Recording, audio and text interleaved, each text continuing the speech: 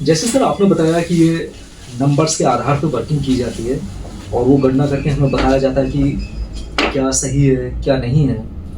तो इसमें जो हमारे पास गाड़ी होती है, गाड़ी का नंबर या फिर हमारे फ़ोन का नंबर या फिर हमारे घर का नंबर या अन्य कोई नंबर, तो क्या इस आधार पे भी ये हमारे जीवन को प्रभावित करते हैं? बिल्कुल ललित जी, आपने बहुत अच्छा क्वेश्चन करा है। देखिए मैं बता देता हूँ, जहाँ पे नंबर्स आ गए जी। वहाँ पे समझ लो हमारी न्यूमरोलॉजी स्टार्ट हो गई। ओके। इस विश्व के अंदर, इस दुनिया के अंदर, इस पृथ्वी के अंदर जहाँ पे भी हमें नंबर नज़र आ गया तो समझ लो वहाँ से न्यूमरोलॉजी स्टार्ट है। ओके। ठीक है। आज की डेट में मोबाइल को अगर हम लोग देखें तो मोबाइल हमारी दूसरी आत्मा बन चुकी है और हम उसके शरीर बन चुके हैं। जैसे आत्मा शरीर से अलग नहीं रह सकती, इसीलिए आज की जनरेशन में मोबाइल शरीर से अलग नहीं हो सकता। सोते समय मोबाइल साथ होगा, चलते समय साथ होगा, इवन बाथरूम तक में, टॉयलेट तक में लोग जो मोबाइल का इस्तेमाल करते हैं। तो मोबाइल नंबर का हमारी लाइफ के अंदर बहुत बड़ा इम्पैक्ट होता है। मोबाइल नंबर छोड़िए, हम लोग गाड़ी चलाते हैं, ठीक है। कोई गाड़ी मैंने परचेज करी, एक कहावत थी पुरानी, बोलते थे लोग कि मेरे को गाड़ी शूट नहीं हुई। क्या कारण रहा शूट नहीं हुई? कई बार होता है ऐसा, है ना। हमने गाड़ी ले ली, यार ये गाड़ी मेरे को शूट नहीं हुई, शूट होते ही मेरे को जो है वो गाड़ी परचेज करने के बाद नुकसान हो गया।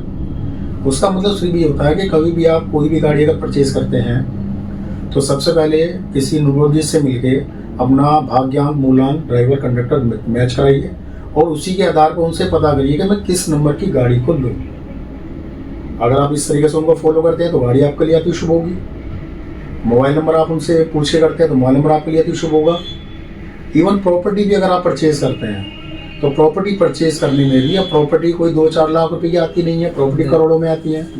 प्रॉपर्टी पे हमारा पूरा धन टिका होता है, प्रॉपर्टी पे हमारी पूरी आशाएं टिकी होती हैं। प्रॉपर्टी और गाड़ी ये आदमी का एक ड्रीम प्रोजेक्ट होता है। उस ड्रीम प्रोजेक्ट को अगर हमें 100% सफल करना है तो हमें किसी भी न्यूमरोलॉजिस्ट से मिलके अपने मकान का नंबर, अपनी गाड़ी का नंबर, अपने मोबाइल का नंबर पता करने के बाद ही हमें उन चीज़ों पे काम करना चाहिए, उनको उन चीज़ों को परचेज करना चाहिए।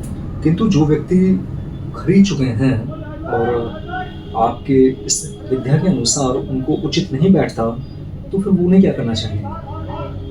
देखिए इसके लिए जो है सबसे पहले तो हमें जो कार ओनर है उनका डेट ऑफ बर्थ का पता होना चाहिए। उनकी डेट ऑफ बर्थ अगर एंटी नंबर को मैच नहीं करती है तो उनके लिए बहुत अच्छा है। लेकिन अगर वही प्रॉपर्टी, वही गाड़ी, वही मोबाइल उनकी डेट ऑफ बर्थ को मैच नहीं करता है जी, तो ये मान के चलिए कि समस्याएं चल के उनके पास आएंगी। वो चल के समस्या के पास नहीं आएंगे, खुद समस्या उनके पास चल के आएंगी। तो अगर अपने जीवन से समस्या को ख़त्म करना हो तो हमें इस तरीके से डेट ऑफ बर्थ के हिसाब से ही चीज़ों को अलाइंस करके चलना चाहिए। यू मीन कि अगर समस्याएं जीवन में हैं और सही नहीं खरीदी गई हैं, जैसे कि कार को उठाते यदि कार का नंबर उनकी डेट ऑफ बर्थ के अकॉर्डिंग उचित नहीं बैठा, तो आप कहना चाहते हैं कि बाद में भी उसका समाधान किया जा सकता है? बिल्कुल किया जा सकता है, समाधान होता है उसका। तो क्या किसी चीज़ में चेंजेस करना होता है या फिर कुछ समाधान? जैसे हम लोग अपनी डेट ऑफ बर्थ चेंज नहीं कर सकते जी, ऐसे ही हम गाड़ी परचेज करने के बाद गाड़ी का नंबर चेंज नहीं कर सकते। नहीं कर सकते। इसके लिए सबसे अच्छा समाधान मैं आपको बता देता हूँ, आपके व्यूअर्स को मैं बता देता हूँ।